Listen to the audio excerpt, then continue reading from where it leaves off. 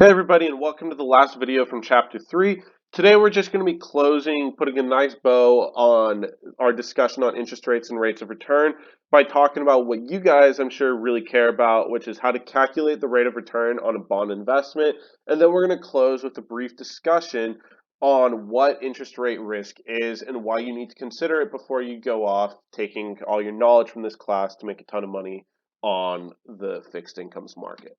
So first, let's go back to the same example that we've been using for the last couple of videos and assume that we have a $1,000 30-year coupon bond with 5% interest rate, but then it sees its yield to maturity decrease to 4% after 12 months. If you remember back to the last video, since the yield to maturity decreased, that means that presumably the bond has become safer to invest in. And so you would have gotten a profit because you said that you think that the bond is going to become more valuable over time, and it did. And so it's time to sell the bond, and you want to see what your return on investment was on it. And the way that you can calculate that is pretty simple. If you just look at this formula right here, you can take the coupon payment that you received, which in this case is just going to be $50 because you only held it for 12 months, plus the capital gain. And if you remember, we calculated the capital gain in the previous video to be $169.84. And then we're going to take all of that over the purchase price, so what you purchased the bond at. And we're going to get a return on investment of 22%. So well done, phenomenal financial analysis. You made a ton of money relative to the amount of money that you put into it.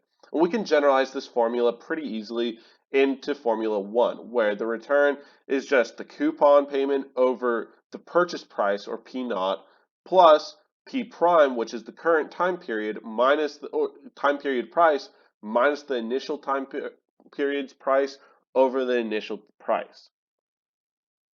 But there are a couple important facts to remember when we calculate the rate of return on a bond. You always want to use the price at the beginning of the year to calculate the current yield. And the reason for that is you're trying to look at it relative to the coupon payments. Additionally, this is an important just fact for you guys as you just generally invest. Capital gains and losses are always incurred regardless of if you sell the bond, or that's true with the stock as well. And so if you get a realized gain, then you're going to get taxed on it. If it's capital loss, you're good. You know, the government figures you've been hit enough. But if you make money, if we make 22% on holding the bond for 1 year, you bet that we're going to be paying some taxes on it, even if we don't sell it. And then we call the gains realized if you sell the bond after 12 months. But if we're like, you know what, we think that the yield to maturity is going to go down even more.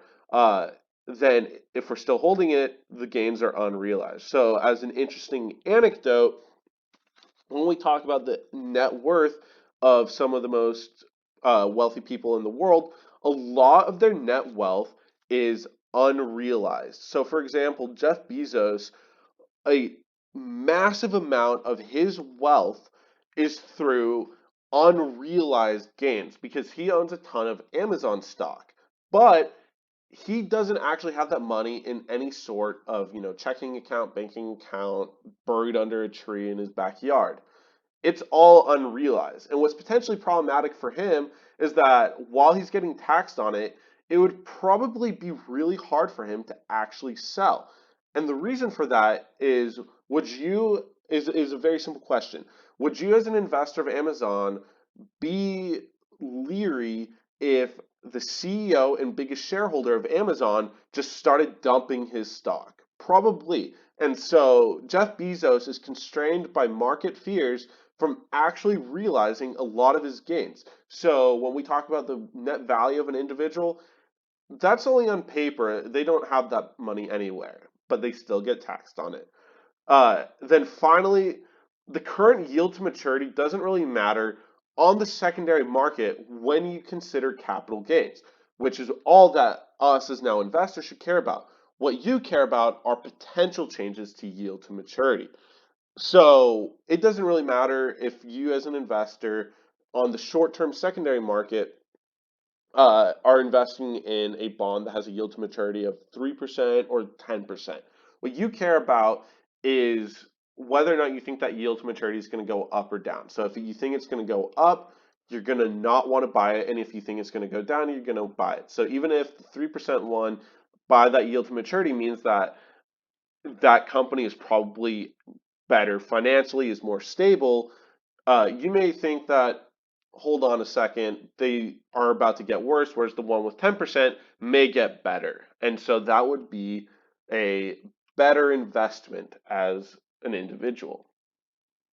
And with that conversation, you are always exposed to interest rate risk. And interest rate risk is the risk that a price of a financial asset is going to increase or decrease in response to changes in market interest rates.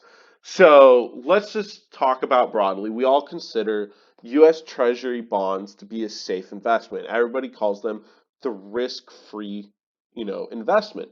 That's actually not true. There is substantial risk in investing in the treasuries. Where they are riskless is in paying back the face value of the bond. Because unless just something, earth-shattering happens, the US Treasury is always going to be able to pay back the face value. However, the yield to maturity on the Treasury can change. So you can lose money on investing in the secondary market on US Treasuries.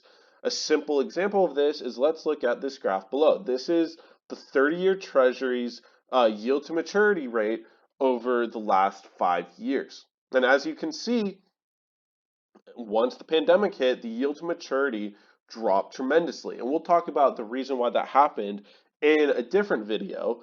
But in the end of 2019, the yield to maturity was like 3.5%. However, at the height of the pandemic, the yield to maturity was like 1%. And so if you invested here and sold here, you would have incurred massive capital losses, even though all your friends told you that it was riskless to invest in US Treasuries. So it's important to talk about these yield to maturities in terms of compared to where they are currently versus where you think that they're going to go, because that as an investor is what you actually care about. It's the same thing with stocks. You don't really care about whether or not Apple is trading at $250 versus Tesla, which is trading at $400. You care about whether or not Apple stock is going to go up or down and whether Tesla stock is going to go up or down. That's how you invest in stock, and as an investor, that's how you're investing in the secondary market for coupon bonds. So with that, you have everything that you need to know to complete the Chapter 3 quiz and then move on to Chapter 4.